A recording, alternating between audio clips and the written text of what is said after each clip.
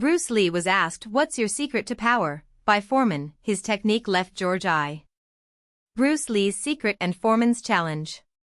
George Foreman, with his imposing physique and reputation as a relentless knockout artist, faced Bruce Lee with a mix of curiosity and skepticism. The two were in a private gym in Hong Kong, surrounded by some students and journalists who had gained exclusive access to the meeting. The air was charged with tension, not hostility, but that electricity that arises when two masters of different arts meet. "What is your secret to power?" Foreman repeated, crossing his arms. "I see you, small y fast, but I don't understand how someone your size can generate so much force. In boxing, it's all about weight, muscles, impact. You don't have that." Bruce smiled, dark eyes shining with quiet confidence. He didn't respond right away. Instead, he walked over to a heavy punching bag positioned in the corner of the gym. Without warning, he threw a short, precise punch, almost imperceptible in its execution. The bag didn't move much, but a deep dry sound echoed through the space, as if something inside it had broken. Foreman frowned. "Was that a punch?" Bruce turned around, hands relaxed at his sides. "Power isn't in the size of your fist, George. It's in the connection. In the transfer of energy. Have you ever seen a strong man try to break a board with one punch? Of course. Some can do it, some can't. And why? Because it's not just brute strength. It's the ability to direct all the body's energy into one point, at the exact moment. Most fighters generate force from their arms, from their shoulders. I generate it from the ground." He stamped his foot on the mat. "Here. The feet are the root. The hips, the engine. The shoulders and arms, just the vehicle. If you punch with just your arms, you're wasting 80% of your potential." Foreman snorted in disbelief. "So you're telling me that I, with all my weight, all my strength, am punching wrong?" "Not wrong. Incomplete." Bruce walked over, holding out his hand. "Let's do a test. You hold me by the wrist, with all your strength. I'll try to free myself. If I can, do you believe that there is something beyond what you know?" Foreman hesitated, but eventually agreed. He grabbed Bruce's wrist with his huge hand, squeezing firmly. Bruce didn't resist. Instead, he relaxed his arm, as if giving in.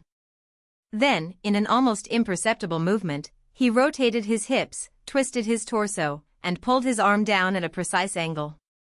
Foreman felt the strength slip through his fingers like sand, and before he could react, Bruce was free, inches away, smiling. "How? Power isn't just physical, George. It's applied intelligence. You're strong, but your strength is trapped in patterns. I don't fight strength. I redirect it." Foreman was silent for a long moment. Then, something changed in his expression. It wasn't anger, nor frustration, but a spark of defiance. "Okay. So show me." "Not in theory. In practice.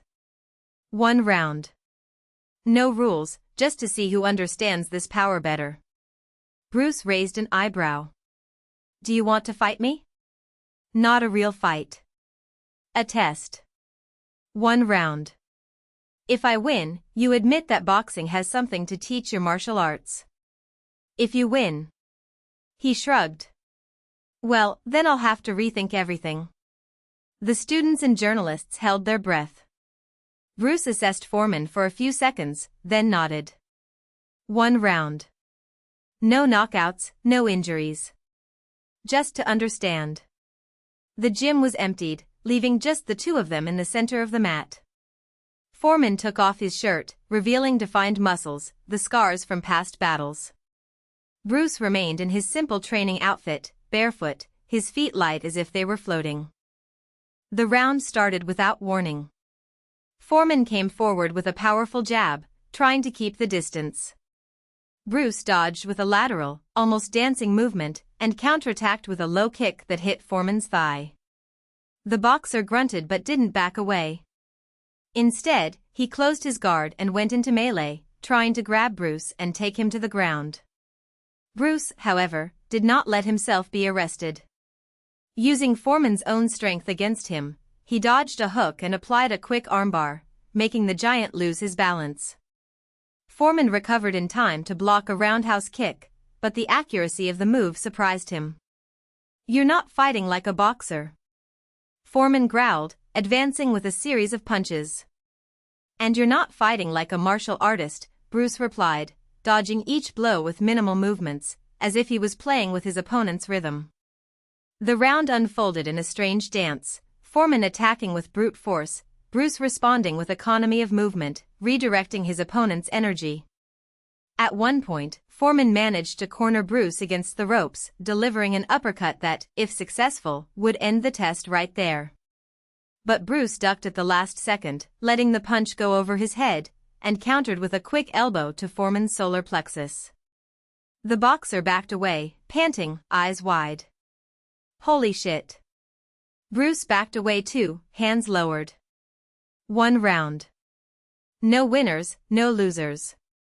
Just lessons. Foreman rubbed his chest where the elbow had connected, but there was no anger on his face. There was something more dangerous, respect. "You could have knocked me out. Why didn't you?" "Because the goal wasn't to win. It was to show that power isn't just what you hit, but how you hit it. And how you receive it." Bruce held out his hand. "Still think that boxing has nothing to teach martial arts?" Foreman hesitated, then shook Bruce's hand with a wry smile. Okay. You win this one. But I still think that a well-thrown punch solves more problems than all this philosophy." Bruce laughed. "And I still think that a good punch is just the beginning." In the days that followed, Foreman didn't forget the lesson. Although he never abandoned boxing, he began to incorporate principles of economy of movement and redirection of force into his training. Years later, when he was already a veteran champion, he was asked what had changed in his approach. "I stopped fighting my opponents," he replied. "I started fighting with them." And somewhere, on an old tape of an almost forgotten meeting in Hong Kong, Bruce Lee watched the interview with a satisfied smile, knowing that, even without words, he had planted a seed that would grow far beyond what either of them could have imagined. The last round. The years turned George Foreman into a living boxing legend. His name no longer only evoked the image of the furious young man who knocked out Joe Frazier in Kingston, but also that of the mature, calculating champion, who reigned over the ring with an economy of movement that disarmed even the most aggressive opponents. He was no longer the fighter who tried to crush his opponents with brute force, now he let them exhaust themselves against his impenetrable defense, like waves crashing against a rock. But not even the wisdom he acquired prepared him for what was to come. In 1994, at the age of 45, Foreman stepped into the ring against Michael Moorer, the undefeated heavyweight champion, almost 20 years his junior. The fight was a study in contrasts. Moorer, fast and technical, danced around the veteran, throwing precise jabs that barely seemed to affect Foreman. The majority of the public had already decided the result before the first round had even ended. "It's the end of the line for Big George," they murmured in the stands. Foreman, however, was not there to prove anything to anyone. He knew what it was like to be young, arrogant, certain that victory was a right. And he also knew that youth often confused speed with wisdom. In the 10th round, Moorer opened up an advantage in points. Foreman, his face marked with bruises, was breathing heavily, but his eyes remained calm. There was no despair in them, just the stillness of someone who had seen it all before. As Moorer approached for another attack, Foreman did something no one expected. He smiled. It was a brief smile, almost imperceptible, but filled with something that Moorer didn't know how to interpret. In the next instant, the champion launched a straight right, a blow he had repeated hundreds of times that night, without success. But this time, Foreman didn't back down. Instead, he rotated his hip at just the right moment, deflecting the force of the punch to the side and counterattacking with a short, precise hook. The impact was dry. Moorer staggered, eyes glassy, before collapsing to the ground like a bag of sand. The referee started the count, but it was unnecessary. Foreman had already walked away, hands lowered, as if he knew the job was done. When the judge raised his arm in victory, Foreman didn't celebrate. He just looked at the ring lights, as if searching for something, or someone, in the crowd. For a second, he almost thought he saw a familiar figure in the shadows, a man with a wry smile and impeccable posture, nodding in approval. But it was just the reflection of the cameras. Epilogue: The Legacy. Years later, when Foreman had hung up his gloves for good, a young MMA fighter came to him for advice. The boy was fast, explosive, but he lost his cool easily, turning each fight into a war of attrition.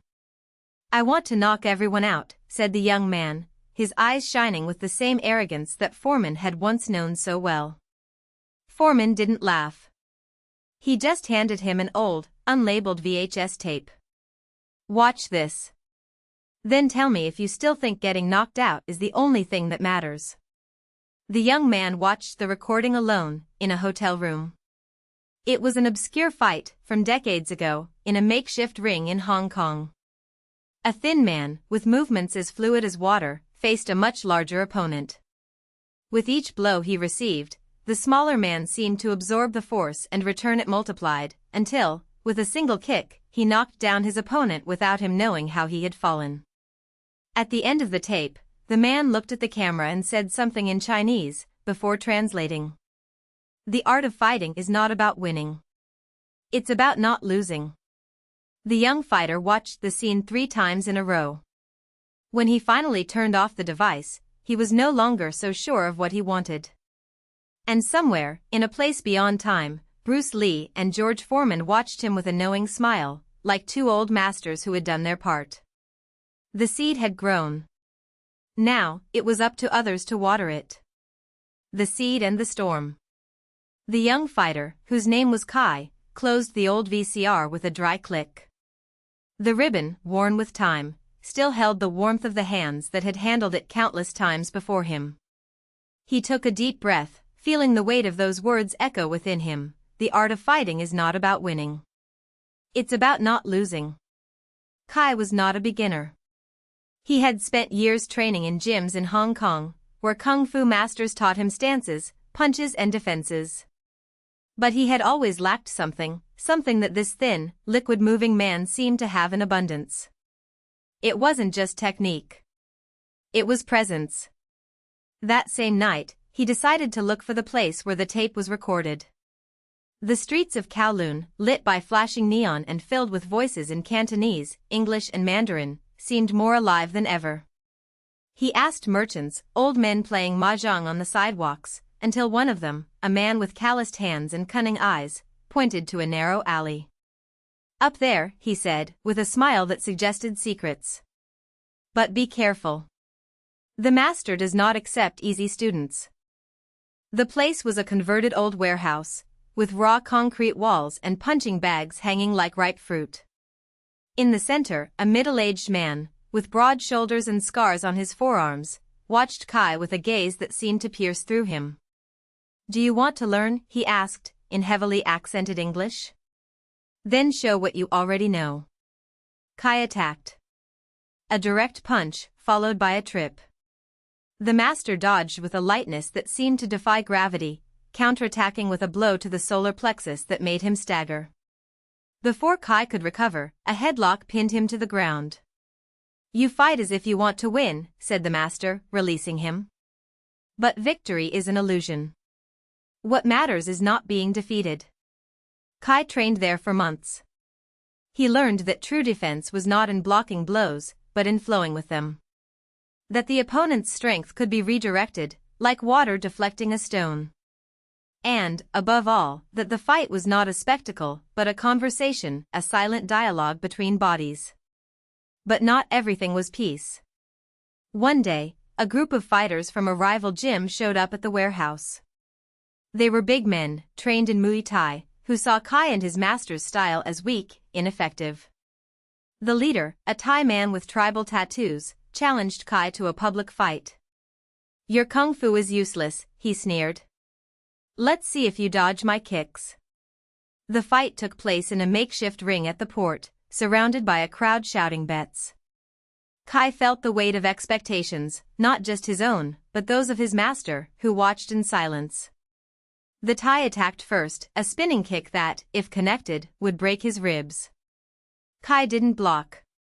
He spun, letting the blow pass him like a wind, and responded with an elbow to his opponent's side.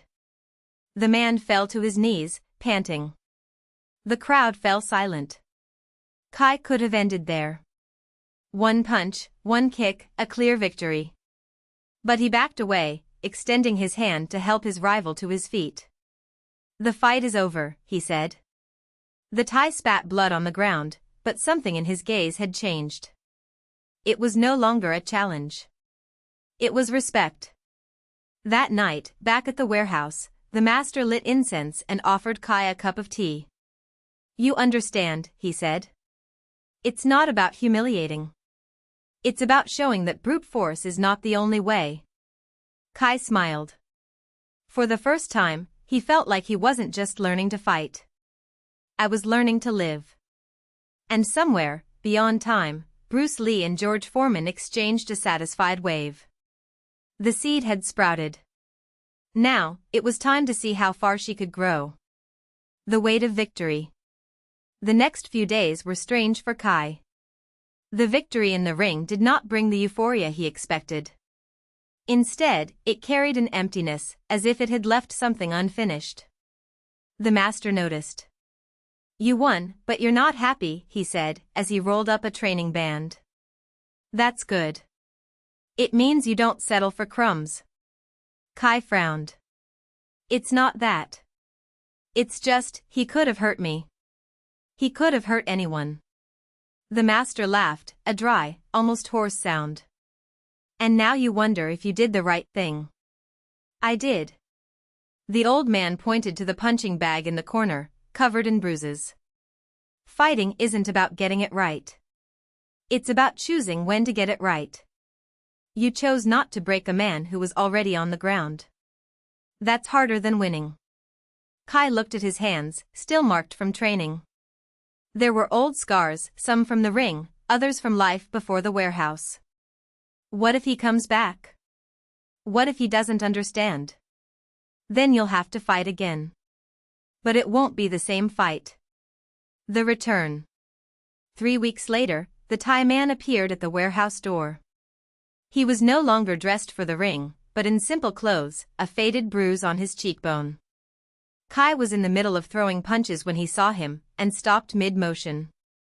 The master was not surprised. He just waved the visitor in. I came to train, said the Thai, bluntly. Kai crossed his arms. Why? Because you showed me that there is another way. He hesitated. And because I need to learn to no longer be an animal in the ring. The master smiled, satisfied. Then take off your shoes. Let's start with the basics. The new fight. The training has changed. Kai and the Thai man, who introduced himself as Som Chai, began to train together, not as opponents, but as partners. The master watched them, correcting postures, teaching movements that required precision, not strength. Sometimes he laughed to himself, as if remembering something old. You two are like water, he said one afternoon, as Kai demonstrated a smooth block, deflecting Som Kai's blow without resistance. Water doesn't fight stone. It surrounds it, wears it down, finds its way. Som Chai frowned. But sometimes the stone breaks the water. Only if the water is weak. The master hit Kai's chest. He understands. You understand too. The final challenge. 6 months later, the invitation arrived. An underground tournament, without clear rules, where fighters of different styles faced each other until one gave up or was knocked out. The prize was high, but the reputation was greater. The master hesitated. It's dangerous. It's not our path. Kai looked at Som Chai, who nodded. But maybe it's time to show that the path works. The master sighed, but didn't stop them. Tournament night. The warehouse was crowded, the air thick with the smell of sweat and adrenaline. Kai and Somchai fought side by side, defeating their first opponents with an efficiency that left the audience restless. They were not the strongest, nor the fastest. But they were the most accurate. In the semifinal, Kai faced a Russian fighter, a man twice his weight with scars that told stories of violence. The Russian laughed as Kai entered the ring. "I'll break you like a twig." Kai didn't respond. He just took a deep breath and waited. The first blow came like a hammer. Kai dodged, but the force of the impact threw him against the ropes. The crowd screamed, waiting for the knockout. But Kai rolled, got up and, instead of attacking, retreated. The Russian advanced, confident. Kai let him get close, then used his opponent's own momentum against him, knocking him down with one fluid movement. The Russian fell onto his back, stunned. "What was that?" he growled. "That," Kai said, "was you falling alone." The decision. In the final, Kai and Somchai faced each other. There was no hatred, no rivalry. Just respect. The fight was unlike any other. There were no wild punches, no attempts to dominate. It was a dialogue, a test of who understood the lessons best. In the third round, Somchai landed a kick that made Kai stagger. For a second, the old instinct to fight back kicked in. But Kai controlled himself, took a breath and counterattacked with a sequence of light blows, not to hurt, but to unbalance. Somchai fell to his knees, panting. Not out of pain, but out of exhaustion. Kai extended his hand. The crowd exploded. Some applauded, others booed, confused. But the master, in the shadows, smiled. Now they understand. The legacy. Years later, the warehouse still operated, but not as an ordinary training place. Kai and Somchai turned it into a center where they taught not just fighting techniques, but control, discipline, respect. The students arrived full of anger, of pain, of the need to prove something. And they came out different. One night, a young man entered, his fists clenched, his eyes burning with hatred. "I want to learn to fight. I want to break whoever humiliated me." Kai looked at Somchai, who gave a slight nod. Then, Kai approached the boy and placed a hand on his shoulder. "Let's get started," he said. "But first, you need to learn not to break yourself." And somewhere, beyond time, Bruce Lee and George Foreman exchanged another wave. The seed had grown. And now, it was bearing fruit.